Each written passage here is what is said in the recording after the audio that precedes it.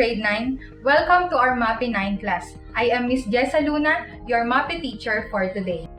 Before we proceed, don't forget to like, share, subscribe, and hit the notification bell for more updates. In this third quarter of our arts class, we were going to study the arts of Romantic period. During our discussion, I will be showing activities you need to answer, so listen attentively all throughout the discussion. Grab your pen and paper so you can write down all the important details from the lesson.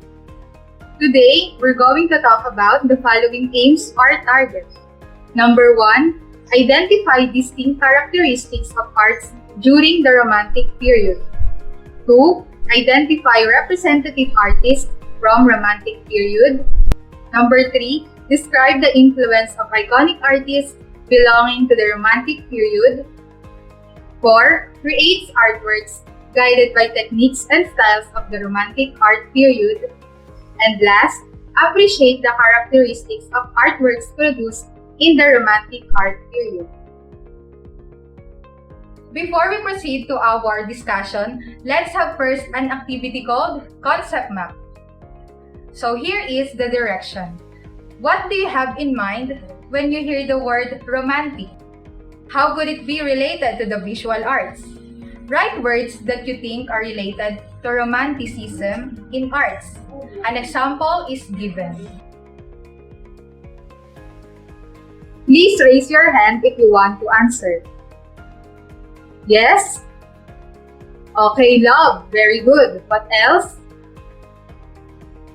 Person. Very good. Next. Passionate. And last one. Okay, drama. Very good. All your answers are correct. So let's now talk about Romanticism. The word romantic originally referred to something romance-like. This means one that resembles the strange and fanciful character of medieval romances. It was a movement in which the artists of neoclassical period sought to break new ground in the expression of motion, both subtle and stormy. It embraced a number of distinctive themes, such as a longing for history, supernatural elements, social injustices, and nature. Now, let's talk about the characteristic of Romantic period. First, shows the height of action. Second, emotional extremes. Third, celebrated nature as out of control. And last, dramatic compositions. Now, let's be familiarized about Romantic era. For our second activity, entitled Picture Perfect, all you have to do is to tell something about the picture that you will see. For our first picture,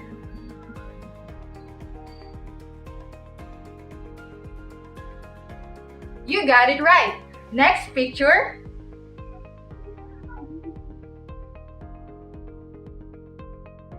Very good. So those are the styles and look of the people in Romantic era. Let's proceed to the artists of this period. We have 3 artists. They are Jean-Louis Theodore Géricault, Eugene Delacroix, and Francisco Goya. For our first artist, we have Jean-Louis Theodore Géricault. He was the first French master and the leader of the French realistic school. His masterpieces were energetic, powerful, brilliantly colored, and tightly composed.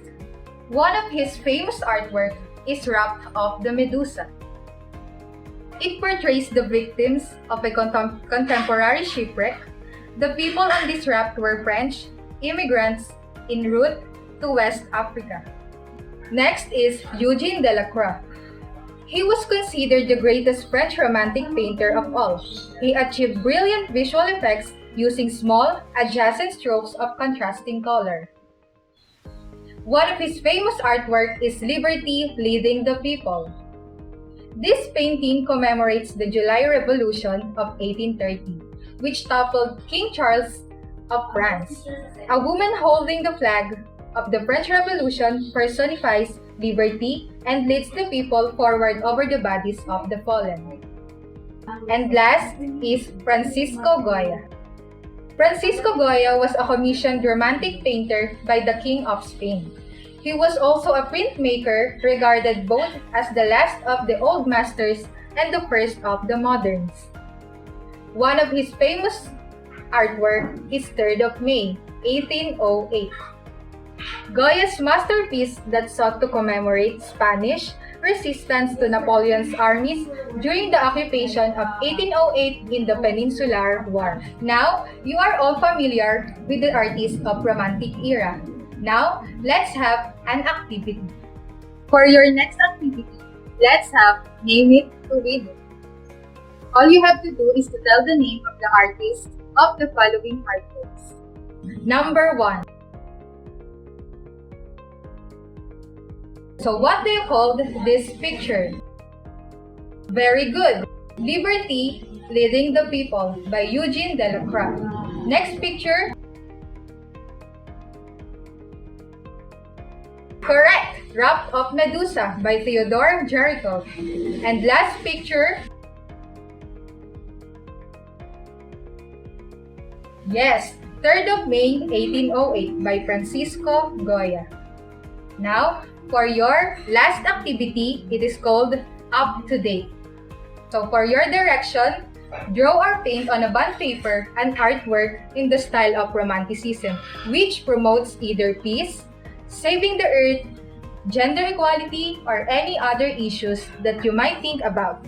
Give a title and a short description. So for our criteria, quality of artwork 10 points, visual impact 10 points, neatness 10 points, total of 30 points. And last, for your assignment, you will make a reflection or personal insight about the lesson using this prompt.